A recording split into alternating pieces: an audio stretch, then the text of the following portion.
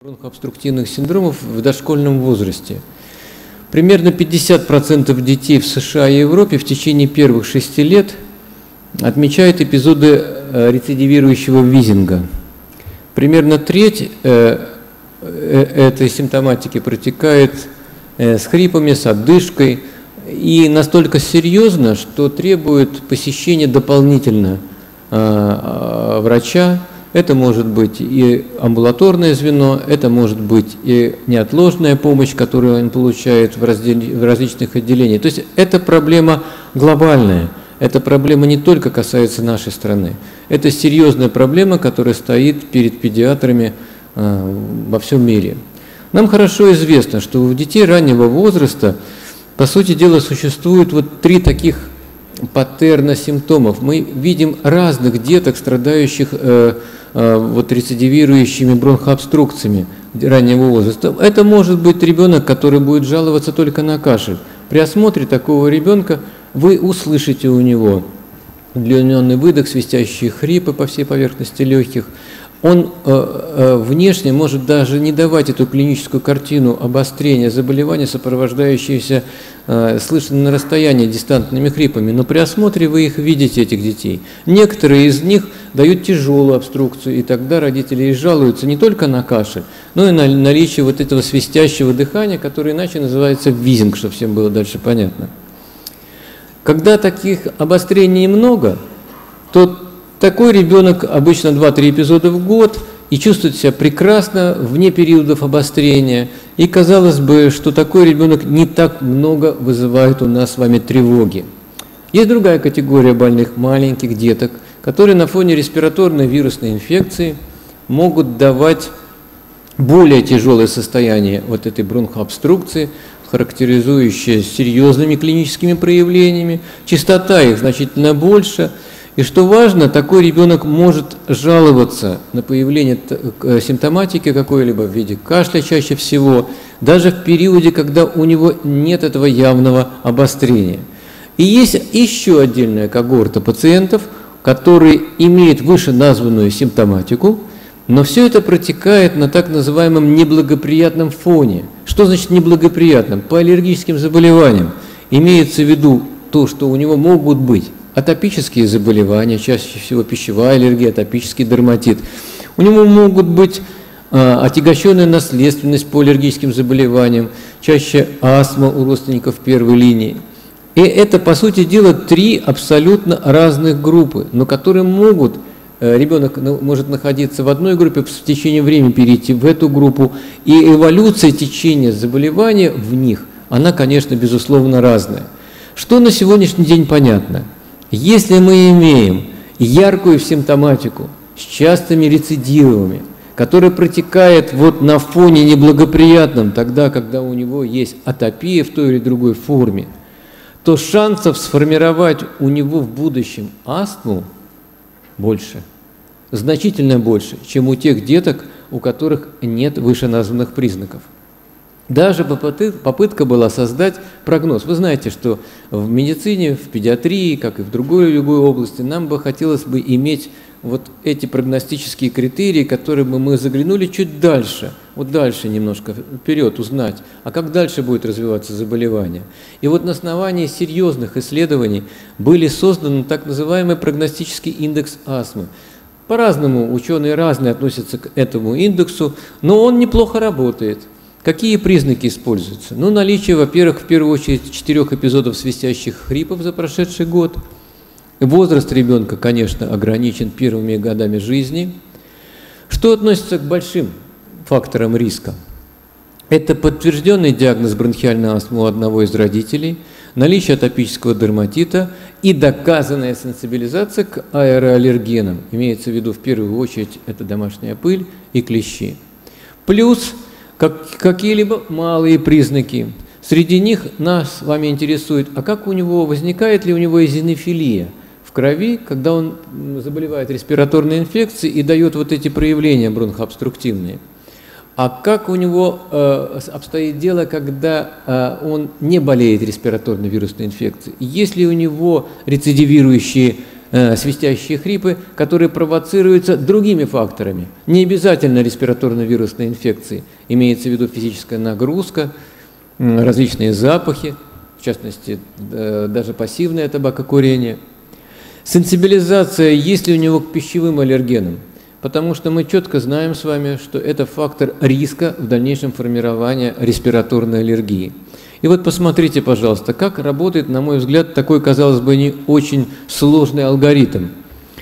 Примерно 76% детей, у которых имеет место положительный ответ, положительный прогностический индекс, этот положительный, развивалась астма, а у 95% детей, у которых ответ был отрицательный, астма не сформировалась. То есть он, вы как видите, работает. И пользоваться им в своей практической работе мы с вами, безусловно, должны.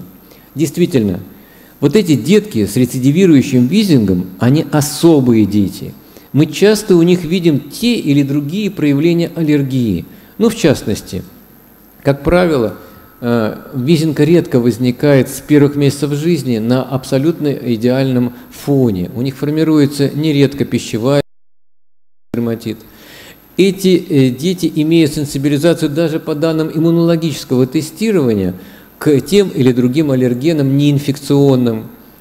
Кроме того, если есть возможность типировать те вирусы, которые у них вызывают заболевания, то в большей степени это касается обнаружения у них именно риновирусной инфекции. На самом деле риновирус – это один из самых злобных наших врагов. Если бы мы могли бы с ним бороться более успешно, поверьте, может быть, и не было таких серьезных в дальнейшем проблем с формированием рецидивирующих хронических легочных заболеваний.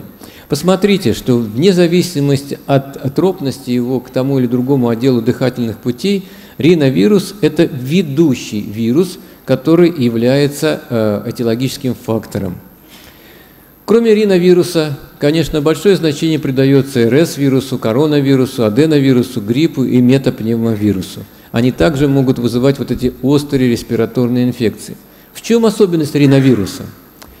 Ну, вроде бы РНК-вирус не имеет наружной оболочки, геном представлен одноцепочной РНК, есть 3, по сути дела, серотипа мощных, но вот группы специфического антигена нет. Отсюда вакцинопрофилактика риновирусных инфекций на сегодняшний день невозможна.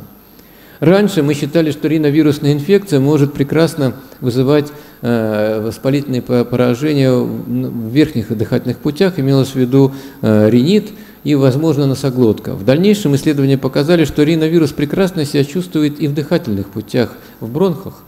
Поэтому, если бы мы могли бы каким-то образом преодолеть вот эту проблему, создав вакцину против риновируса, то, конечно, совершенно была бы другая эволюция течения этих заболеваний. Есть очень много интересных исследований, которые показали, что если ребенок год от года все больше и больше переносит обструктивные вот такие визинги в первый год, второй год и в третий год, обусловленные риновирусом, то вероятность формирования астмы его существенно возрастает, в отличие от другого когорты пациентов, у которых год от года количество риновируса обусловленных вот этих обструкций у него уменьшается.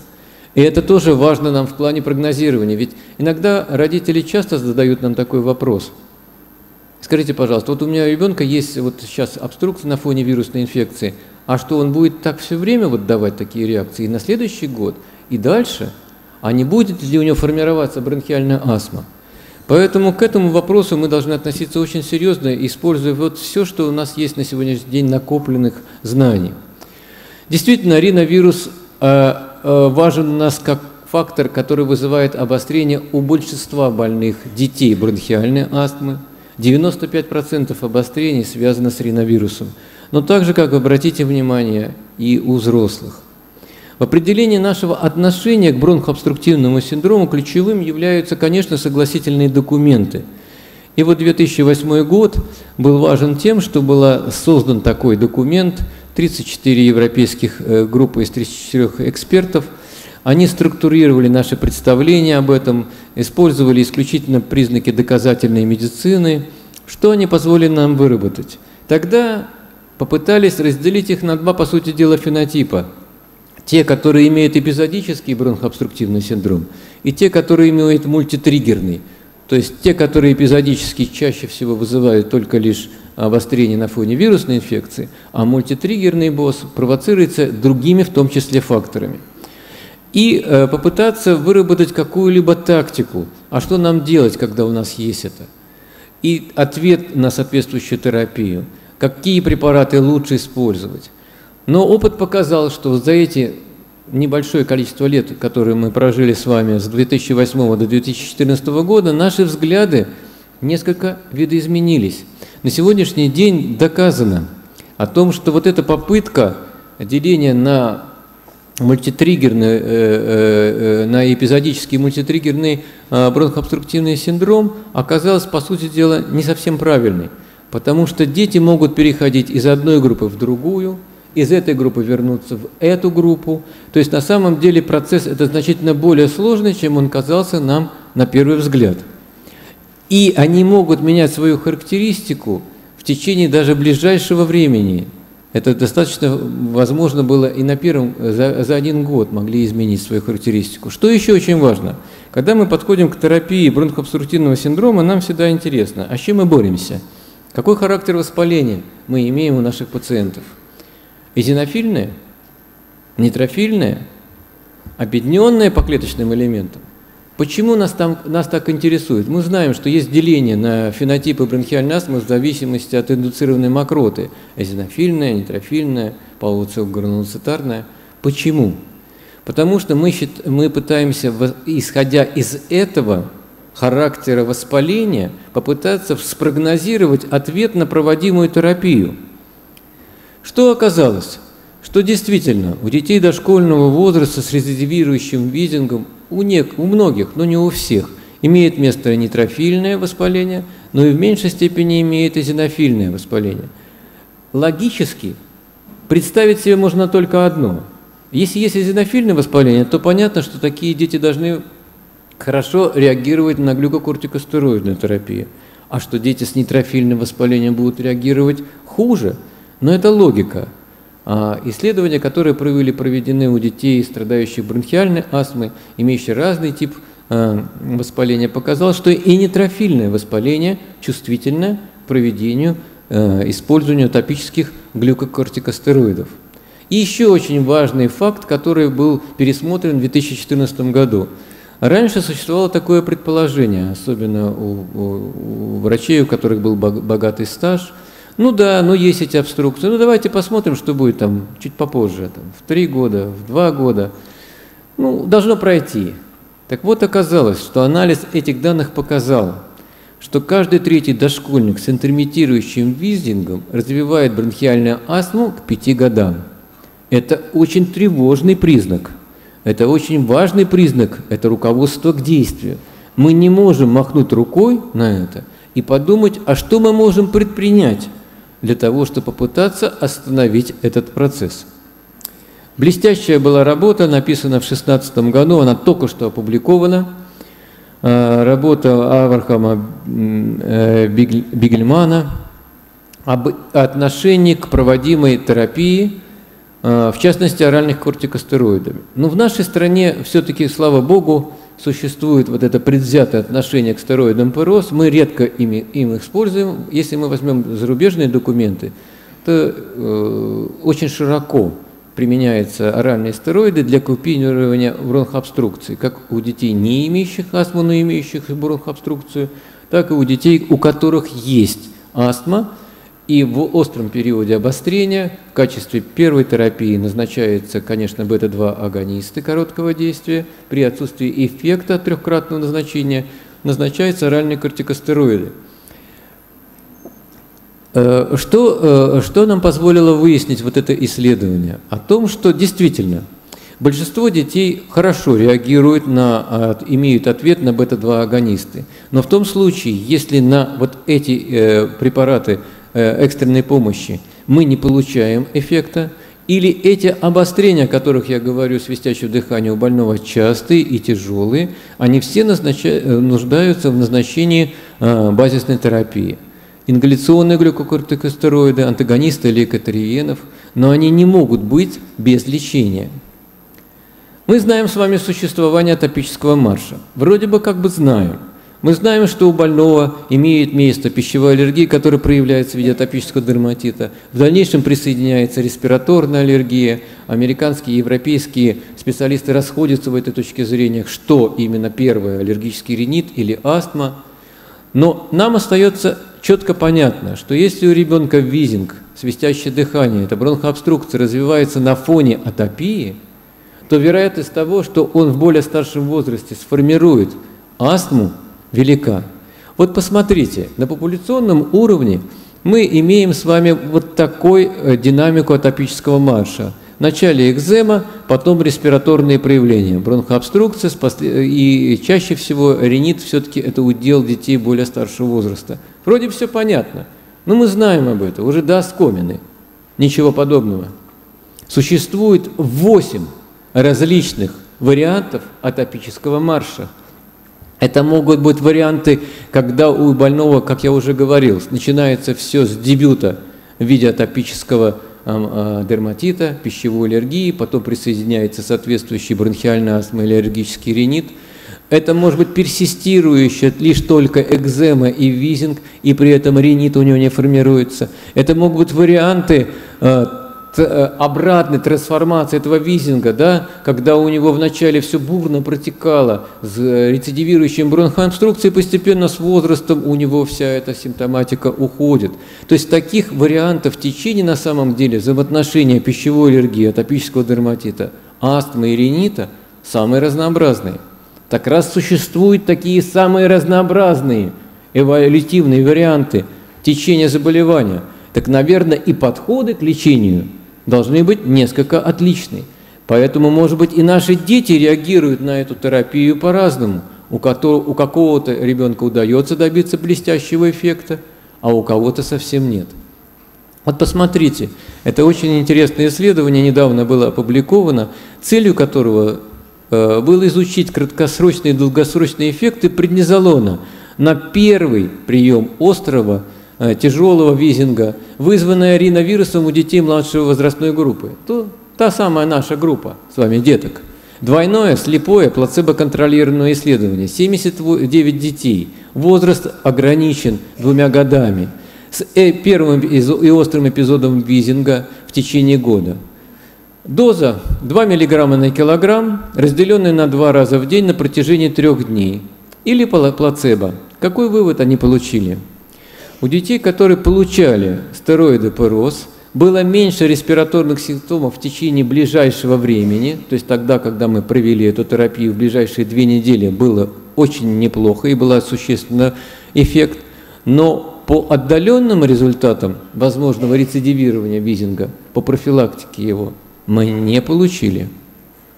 Несмотря на преимущество преднизолона в краткосрочных эффектах, не рекомендует автор этого исследования назначать его всем детям с первого острого эпизода визинга, индуцированного риновирусом, так как он не влиял на долгосрочный результат. Другое исследование. 111 детей, средний возраст 12 месяцев, рандомизированное, двойное, слепое, контролируемое исследование. Преднизолон 2 мг на килограмм, далее 3 дня 2 мг на килограмм в день, разделенных на 3 уже здесь приема, не на 2. С максимальной дозой, не превышающей 60 мг. Лечение преднизолоном было также было не получен вот этот положительный результат по профилактике возможного дальнейшего рецидивирования его визинга, правда, отличалось по группам. Посмотрите, те пациенты, у которых была экзема, а что значит у них была экзема? Это та самая группа детей, у которых есть вот эта отягощенная наследственность, у них есть какие-то проявления атопии, аллергии. То есть потенциально они могут в дальнейшем сформировать у нас астму. они получили достаточно разницу по сравнению с плацебо по профилактическому эффекту. То же самое касалось по возбудителю, что тоже нас с вами не удивило, потому что риновирус, именно он, в отличие от респираторно-синцитиального вируса, оказался наиболее, эта группа, как бы чувствительна к этой терапии кортикостероидами. Какой вывод был сделан из этого исследования? Что мы должны задуматься серьезно о возможности использования преднизолона или ОКС через рот и подумать о других путях решения этого вопроса. Еще очень интересное исследование, буквально их несколько, всего 3 я вам еще приведу, где было показано о том, что можно ли использовать ежедневные низкие дозы ГКС у детей 2 лет с высоким риском по развитию астмы, то есть имеющие АПИ, вот этот индекс положительный, после прекращения их приема. 285 детей, возраст до 2 лет, АПИ положительный, без значительных ежедневных симптомов. Назначался топический глюкокортикостероид 2 раза в день или плацебо на 2 года. После 2 лет терапия была прекращена, и дети наблюдались в течение года для ответа на этот вопрос. А может ли длительная терапия ГКС способствовать болезненно-модифицирующему эффекту? Что мы получили? Пока ребенок получает топический глюкокортикостероид, вы видите принципиальную разницу между, соответственно, основной группой и группой плацебо. Разница существенна. Те, кто получает ингаляционные глюкокортикостероиды, они меньше дают обострение заболевания. Если они дают эти обострения, протекают значительно легче. Отменили в 2 года. Год наблюдения. Постепенно у этих детей эффект стал сближаться. Что в группе плацебо, что в группе топических глюкокортикостероидов. Не было отмечено болезненно-модифицирующего эффекта ГКС при раннем начале терапии. После отмены ГКС количество бессимптомных дней не отличалось между 2 группами. Следующее исследование. Оценить эффективность раннего назначения высоких доз ИГКС или антагониста лейкотриенов для профилактики тяжелых обострений, требующих назначения преднизолона ПРОС. 238 детей соответствующего возраста, двойное слепое плацебо-контролируемое исследование. Они были рандомизированы. Лечение инициировалось с родителями, когда у ребенка были симптомы-предвестники вот этого Визинга. Что мы получили здесь? Ну, здесь, не мудрствуя лукаво, мы можем сказать с вами, что эпизодическое использование, в данном случае будесонида или монтелукаста у детей дошкольного возраста с умеренным или тяжелыми интермитирующим визингом не увеличивает долю бессимптомных дней, но снижает тяжесть симптомов во время респираторно-вирусной инфекции у детей с АПИ положительным, то есть детей из группы риска по формированию астмы. Следующее исследование. Сравнить эффективность ежедневных низких доз и интермитирующих высоких доз ИГКС для профилактики тяжелых обострений. Это тоже заманчивая практика. А что лучше? Большие дозы на коротким курсом или меньшие дозы, но длительным курсом? 278 детей, рандомизация, получали будесонид миллиграмм 2 раза в сутки, хорошая доза 7 дней, начиная с первых симптомов респираторных заболеваний, или ежедневно низкие дозы, по 500 микрограмм. Частота обострений, которая потребовала назначения стероидов ПРОС, не отличалась между 2 группами, которые получали эпизодически высокие дозы, либо они постоянно получали более низкие дозы. Группа с интермитирующим лечением имела существенно меньшую нагрузку по ИГКС, но это тоже понятно. Очень интересное было проведено исследование по оценке и эффективности ИГКС у детей раннего возраста, имеющих рецидивирующие бронхообструкции. Вы представляете, 89 исследований, из которых отобрали 29. Почти 3500 детей, которые соответствовали критериям включения. У детей, которые получали ИГКС, было значительно меньше обострений Визинга, чем в группе плацебо, практически 2-кратное. По сравнению с плацебо, ИГКС достоверно и клинически значимо снижает и количество обострений, и тяжесть эпизодов, что очень важно, независимо от его типа. От чего мы добиваемся? Почему мы хотим предотвратить это? Почему мы считаем, что нужно проводить эту профилактическую терапию? Обратите внимание, что дети, которые в дальнейшем формируют тяжелую астму имеет большую скорость формирования ремоделирования на фоне респираторных инфекций. Ведь именно этот процесс вызывает в дальнейшем возможность формирования рецидивирующей бронхообструкции с гиперреактивностью, с формированием бронхиальной астмы. Именно эта когорта больных очень быстро формирует на респираторную вирусную инфекцию ремоделирование и стенки бронхов. Мало исследований у нас у маленьких детей с проведением бронхологического исследования с биопсией. Это одно из исследований, которое было опубликовано совсем недавно, где были выделены разные группы, как вы видите, их 3 группы. В основном нас, конечно, интересуют основные группы. Первая группа у детей, соответственно, младшего возраста, у детей постарше. Что они показали? Они показали очень интересные результаты, что те детки, у которых была атопия, то есть у них была пищевая аллергия в той или другой форме, у них была наследственность, либо наследственность, отягощенная по атопическим заболеваниям, они быстро сформировали ремоделирование дыхательных путей на фоне рецидивирующих визингов и респираторно-вирусных инфекций. У них на самом деле очень быстро происходит утолщение базальной мембраны, и это, чем старше ребенок становился, тем быстрее и в большей степени это формировалось.